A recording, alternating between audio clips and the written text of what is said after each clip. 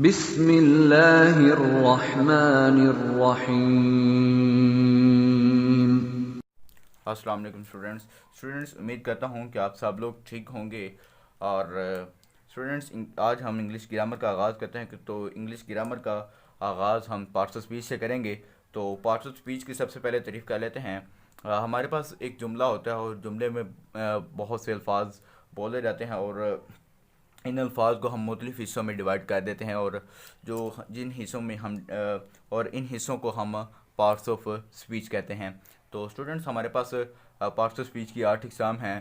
तो जिनमें सबसे पहले है नाउन, दूसरे नंबर पर है प्रोनाउन, तीसरे पर है एडजेक्टिव, चौथे पर है वर्ब, पाँचवें नंबर पर है एडवर्ब, छठे नंबर पर है प्रपोजिशन, सातवें नंबर पर है कंजक्शन, और आठवें नंबर पर है हमारे पास इंटरजेक्शन। तो स्टूडेंट्स, अगर आप हमारे चैनल पर नए हैं तो आप हमारे चैनल को सब्सक्राइब कर दीजिएगा, ताकि हमारी अपकमिंग वीडियो आप तक बआसानी पहुंच सके। तो स्टूडेंट्स, आज का हम लेक्चर स्टार्ट करते हैं। तो हमारे पास जो सबसे पहली पार्ट्स ऑफ स्पीच की किस्म है वो है noun. Noun is a name of person, place और अ थिंग। उर्दू में हम इसे कहते हैं इसम। तो उर्दू में हमारे पास जो इसकी तारीफ़ बनेगी वो होगी कि किसी भी शख्स, चीज़ या जगह के नाम को हम नाउन कहते हैं, यानी इसम कहते हैं। तो इसकी एग्जांपल्स मैं आपको बताता हूँ। सबसे पहले तो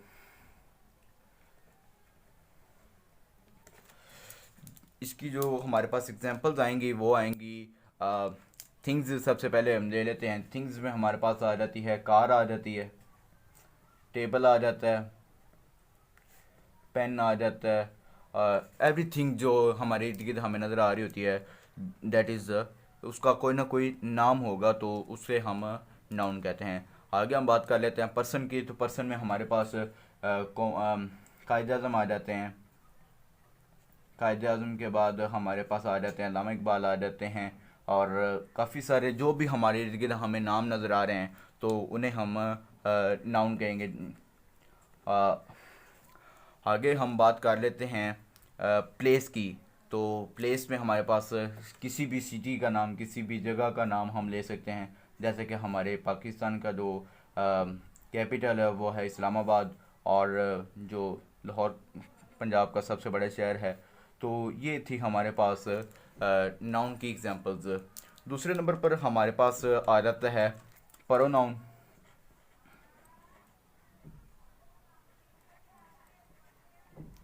प्रोनाउन को हम उर्दू में इसमें ज़मीर कहते हैं। Pronoun is a word that is used at the place of noun. यानी कि वो हमें बताता है कि प्रोनाउन एक ऐसा लफ्ज़ है जो नाउन की जगह पर इस्तेमाल होता है। जैसा कि इसकी मैं एग्जांपल देता हूँ आपको कि Ali is going to Lahore.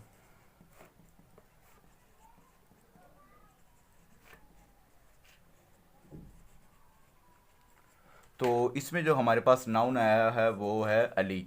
तो हम इसकी जगह पर इसका कोई प्रोनाउन यूज़ करते हैं। तो स्टूडेंट्स, आप जानते हैं कि बॉयज़ के लिए हम ही लगाते हैं, गर्ल्स के लिए हम शी लगाते हैं, और बेजान चीज़ के लिए हम इट लगाते हैं। अगर प्लूरल हों तो हम उसको दे लगा लेते हैं। अगर तो हमारे पास ये लड़का आया है तो हम इसकी जगह लगा लेते हैं he is going to Lahore. तो जो हमारे पास नाउन था अली, उसकी जगह पर हमने प्रोनाउन यूज़ किया है। जो हमारे पास एक नई चीज़ आई है वो है ही। अब एक जब हम एक पैराग्राफ लिखते हैं तो शुरू में हम उसका नेम यूज़ करते हैं, तो बाद में हम उसका प्रोनाउन यूज़ करते हैं। जैसे कि मैं आपको एक और एग्जांपल देता हूँ इसकी, कि Asim and Haris pledge cricket. इनमें जो हमारे पास नाउन आए हैं वो हैं आसिम और हारिस। तो अब ये दो चीज़ें आई हैं, प्लूरल चीज़ है, एक हमारे पास प्लूरल नाउन है। तो इसके जगह पर हम प्लूरल यानी प्रोनाउन यूज़ करेंगे, तो वो हमारे पास आएगा दे प्ले क्रिकेट। स्टूडेंट्स आप परेशान हो रहे होंगे कि मैंने ऊपर वाले फिक्रे में प्लेज लगाया, नीचे मैंने प्ले लगा दिया, तो इससे आपको परेशान होने की कोई ज़रूरत नहीं है। ये हमारा टेंस का थोड़ा सा मसला है, तो ये टेंस की वजह से प्लेज और प्ले में फ़र्क थोड़ा सा आया है। ये इंशाल्लाह अपकमिंग वीडियो में आपको बता दूंगा इंशाल्लाह।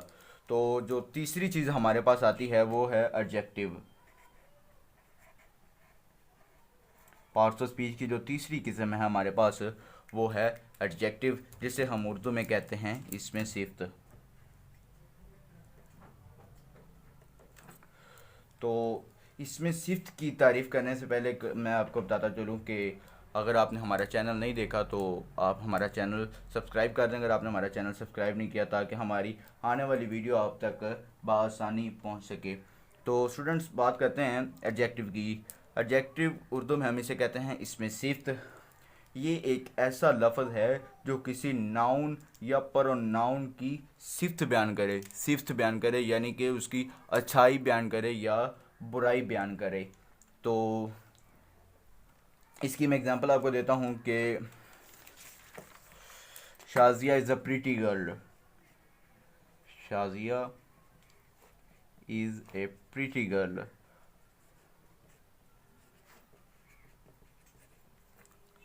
शाजिया एक लड़की तो है, ये हमें पता है, लेकिन उसकी जो खूबसूरती को जाहिर कर रहा है, उसकी जो सिफ्त बयान कर रहा है, उसकी जो अच्छाई बयान कर रहा है, वो बयान कर रही है प्रीटी, यानी कि वो बहुत खूबसूरत है।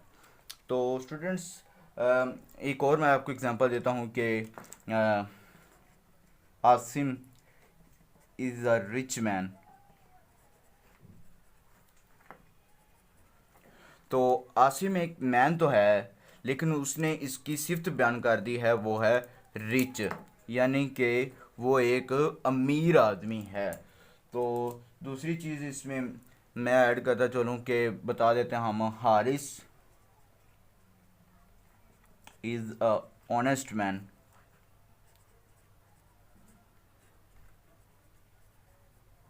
तो इसमें हमें वो हारिस की सिफ्त बयान करते हुए कह रहा है कि वो एक ईमानदार लड़का है।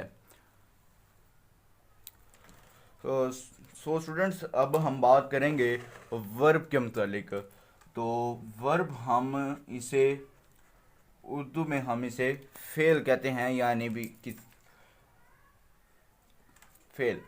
तो फेल किसी भी काम को हम इंग्लिश में वर्ब कहते हैं और उर्दू में हम इसे फेल कहते हैं। किसी भी काम को, जो भी आपके इर्द गिर्द काम हो रहा है, वो फेल है एक।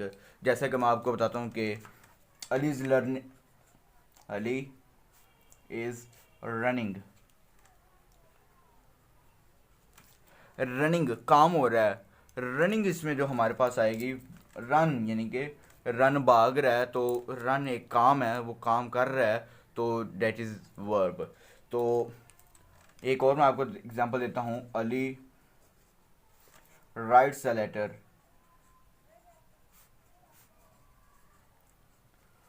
तो इसमें हमारे पास जो आएगी वो राइट एक वर्ब आएगा। तो एक और मैं आपको एग्जांपल देता चलूँ इसकी कि काम हो रहा है ना, यानी कि वो एक लेटर लिखता है। तो एक और चीज़ इसमें मैं आपको ऐड करता चलूँ कि he reads the book. He read the books, he reads the book, यानी वो किताब पढ़ता है। पढ़ता है यानी कि वो काम कर रहा है, किताब को पढ़ रहा है। अब इसके बाद जो हमारे पास आ रही है पार्ट्स ऑफ स्पीच की किस्म, वो आ रही है एडवर्ब।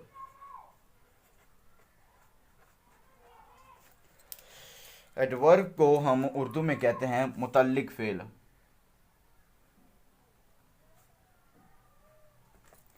तो स्टूडेंट्स मैं उम्मीद करता हूँ कि आपको समझ आ रही होगी। डिस्क्रिप्शन में मैं अपना नंबर दे देता हूँ, अगर किसी को समझ ना आए तो वो मेरे इस नंबर पर रब्ता कर लो और मैं उसको बआसानी इंशाल्लाह बता दूंगा। तो बात कर रहे थे हम एडवर्ब की। एडवर्ब एक ऐसा लफ्ज़ है जो वर्ब और एडजेक्टिव, वर्ब और एडजेक्टिव के मानी में इजाफा करे। वर्ब एडवर्ब एक ऐसा लफ्ज़ है जो वर्ब या एडजेक्टिव के माना में इजाफा करे। तो इसकी एग्जांपल मैं आपको देता हूँ कि ही स्पीक्स लाउडली।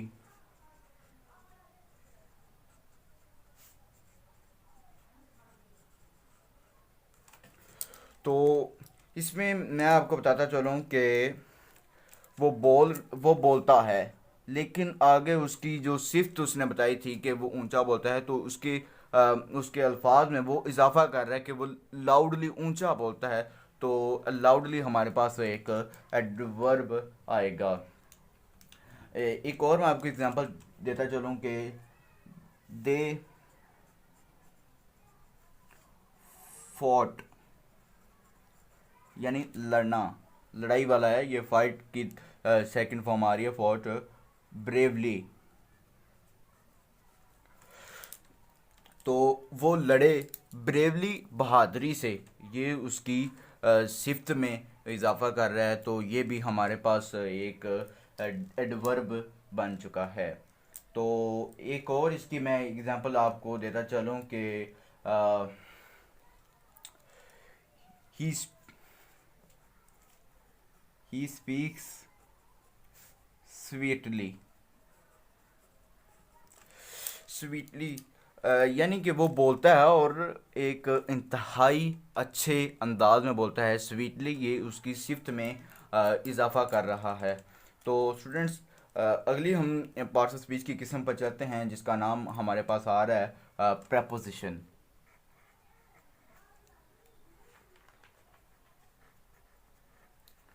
प्रेपोजिशन को हम उर्दू में कहते हैं हर्फे जार।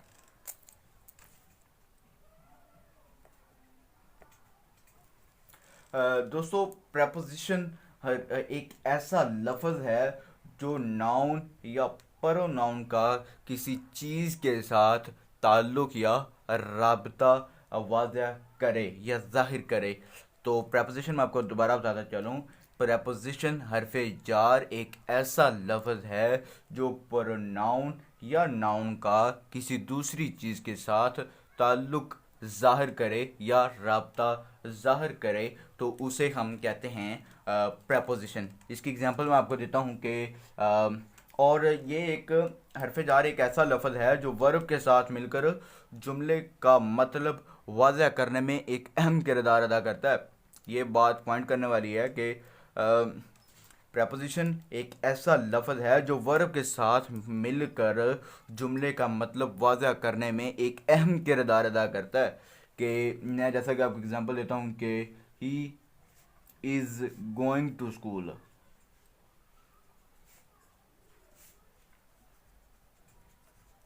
इसमें हमारे पास जो प्रेपोजिशन आई है वो है टू। अगर हम इस फिक्रे को टू के बगैर लिखें, यानी ही इज़ गोइंग स्कूल, तो ये हमें थोड़ा सा डिफ़िकल्ट मुश्किल में डाल देगा कि मतलब हमें समझ थोड़ा सा इसका नहीं आएगा। तो ये प्रेपोजिशन मैंने आपको बताया कि ये बात नोट करने वाली है कि हरफ़े जार एक ऐसा लफ्ज़ है जो वर्ब के साथ मिलकर जुमले का मतलब वाज़ह करने में एक अहम किरदार अदा करता है। मैं बताता हूँ कि एक और मैं आपको फ़िक्रा बताता हूँ, my watch is on the table.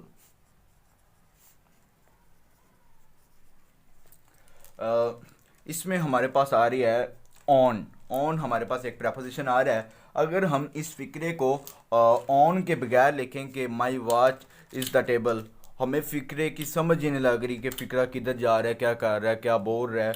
My watch is the table, तो अगर मैं इसमें हरफ़े जार एक यूज़ कर दूँ ऑन, तो हमें ये पूरा जुमला वाज़ह बता रहे कि my watch is on the table, यानी मेरी घड़ी टेबल पर पड़ी हुई है। तो इसकी एक और मैं एग्जांपल आपको दे देता हूँ, अ मैन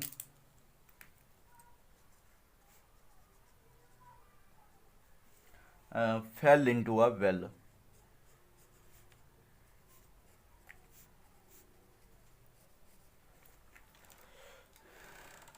यानी एक आदमी कुएं में गिर गया। तो इसमें मैं जो प्रेपोजिशन आई है वो है इनटू। अगर मैं इस फिक्रे को a man fail into a well, अगर मैं इस फिक्रे को फेल इंटू अ वेल को इंटू के बगैर लिखता हूँ तो वो बनेगा a man fail a well. इसमें कोई समझ नहीं लग रही कि a man fail a well के एक आदमी कुएं में है, तो इसका फिक्र कि हमें कोई समझ नहीं लग रही। अगर मैं बता दूं कि फेल इनटू अ वेल यानी वो कुएं में गिर गया।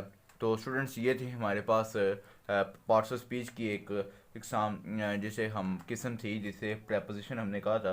तो अब हम इसकी अगली जो टाइप है वो बात कर लेते हैं उस पर, जिसका नाम हमारे पास आ रहा है कंजक्शन। कंजक्शन को हम उर्दू में हरफ़े अतफ़ कहते हैं। तो ये मैं लिख देता हूँ, हरफ़े अतफ़। तो स्टूडेंट्स बात हम कर लेते हैं कंजक्शन की। तो conjunction is a word that joins words and sometimes sentence. Urdu में इसकी मैं तारीफ ऐसे करता हूँ कि कंजक्शन एक ऐसा लफ्ज़ है, एक कंजक्शन हरफ अतफ़ एक ऐसा लफ्ज़ है जो दो अल्फाज या दो जुमलों को आपस में मिलाता है।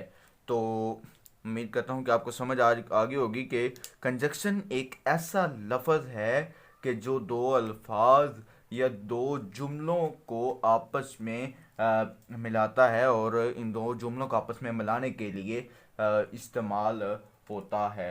और मैं इसकी सबसे इम्पोर्टेंट बात कंजक्शन की वो आपको बताता हूँ कि it does not serve any other purpose, कि ये किसी दूसरे पर्पस के लिए इस्तेमाल नहीं हो सकता। सिर्फ ये कंजक्शन इसलिए इस्तेमाल हो सकता है कि दो अल्फाज या दो जुमलों को आपस में मिलाने के लिए हम जो वर्ड हम यूज़ करेंगे वो वर्ड कंजक्शन कहलाएगा। तो इसकी मैं आपको एग्जांपल दे देता हूँ कि Adnan and Ali are close friend, के अदनान और अली ये आपस में करीबी दोस्त हैं। तो ये एंड इसमें जो हमारे पास यूज़ हो रहा है ये कंजक्शन है और ये दो वर्ड को आपस में मिला रहा है, दो जुमलों को आपस में नहीं मिला रहा। तो अली एंड अदनान, ये एंड है जो ये इन दोनों नामों को आपस में मिला रहा है। तो इस तरह ये जुमला एक फ़िक्रे में इस्तेमाल हो रहा है। तो दूसरी इसकी मैं एग्जांपल देता हूँ कि Ali is a poor man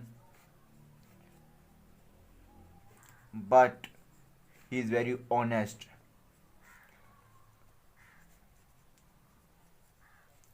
अब इसमें जो हमारे पास कंजक्शन यूज़ हुआ है वो है बट। वो कैसे कि Ali is a poor man, man मैं इधर लिखना भूल गया था, Ali is a poor man. तो यहाँ तक एक फ़िक्रा पूरा हो रहा है, Ali is a poor man, Ali एक गरीब आदमी है। लेकिन but he is a very honest, ये जुमले को आगे बढ़ा कर कह रहा है कि वो एक गरीब होने के नाते भी लेकिन वो फिर भी एक ईमानदार आदमी है। तो ये था हमारे पास कंजक्शन। तो पार्ट्स ऑफ स्पीच की स्टूडेंट्स से हम बात कर लेते हैं लास्ट किस्म की, तो वो है हमारे पास इंटरजेक्शन। तो स्टूडेंट्स हम बात कर रहे हैं पार्ट्स ऑफ स्पीच के आखिरी टाइप की, आखिरी किस्म की, जिसका नाम है इंटरजेक्शन, जिसे हम उर्दू में हरफ़े निदा कहते हैं। स्टूडेंट्स ये एक ऐसा लफ्ज़ है, a word that we use to express some feelings of the mind is called as interjection. हरफ़े निदा इंटरजेक्शन एक ऐसा लफ्ज़ है जो फौरी जज्बे या दिल की अचानक कैफियत या एहसास के इजहार के लिए इस्तेमाल हो। यानी कि हम कोई काम कर रहे हो या तो हमें कोई अचानक खबर मिले, कोई बुरी खबर हो सकती है, कोई अच्छी खबर हो सकती है, तो उस समय जो हमारे मुंह से जो अल्फाज निकलेगा, तो अचानक से जो निकलेगा तो उसे हम इंटरजेक्शन कहेंगे। तो इसकी एग्जांपल मैं आपको दे देता हूँ कि hurrah we have won the match, hurrah we have won the match.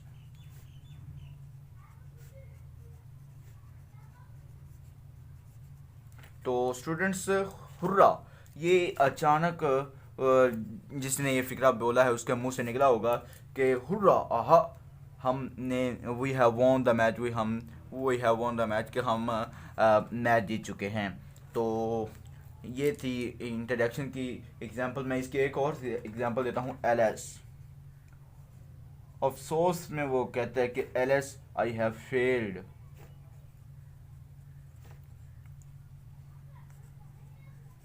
वो अफसोस के साथ कहता है कि मैं नाकाम हो गया हूँ। तो इसमें जब उसको उसके नाकामी की खबर मिली होगी तो उसके अचानक उसके मुंह से हैलास निकला होगा या अफसोस निकला होगा उर्दू में।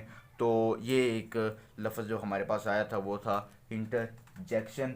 तो एक और मैं आपको इसकी एग्जांपल दे देता हूँ। ओह, जब हम अचानक किसी एक बहुत अच्छी जगह को देखते हैं, किसी चीज़ को देखते हैं, तो हमारे मुंह से लफ्ज़ अमूमन।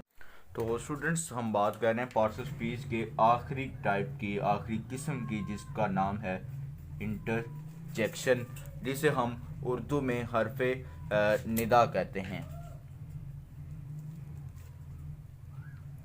स्टूडेंट्स, ये एक ऐसा लफ्ज़ है, a word that we use to express some feelings of the mind is called as interjection. हरफ़े निदा, इंटरजेक्शन एक ऐसा लफ्ज़ है जो फौरी जज्बे या दिल की अचानक कैफियत या एहसास के इजहार के लिए इस्तेमाल हो। यानी कि हम कोई काम कर रहे हो या तो हमें कोई अचानक खबर मिले, कोई बुरी खबर हो सकती है, कोई अच्छी खबर हो सकती है, तो उस समय जो हमारे मुंह से जो अल्फाज निकलेगा, तो अचानक से जो निकलेगा, तो उसे हम इंटरजेक्शन कहेंगे। तो इसकी एग्जांपल मैं आपको दे देता हूँ कि hurrah we have won the match, hurrah we have won the match.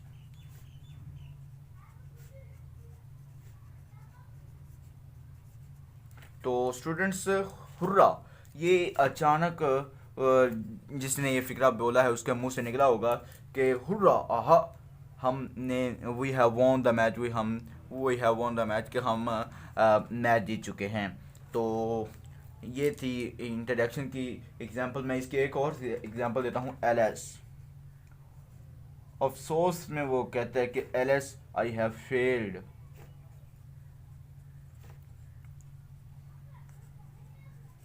वो अफसोस के साथ कहता है कि मैं नाकाम हो गया हूँ। तो इसमें जब उसको उसके नाकामी की खबर मिली होगी तो उसके अचानक उसके मुंह से हैलास निकला होगा या अफसोस निकला होगा उर्दू में। तो ये एक लफ्ज़ जो हमारे पास आया था वो था इंटरजेक्शन। तो एक और मैं आपको इसकी एग्जांपल दे देता हूँ। ओह, जब हम अचानक किसी एक बहुत अच्छी जगह को देखते हैं, किसी चीज़ को देखते हैं, तो हमारे मुंह से लफ्ज़ अमूमन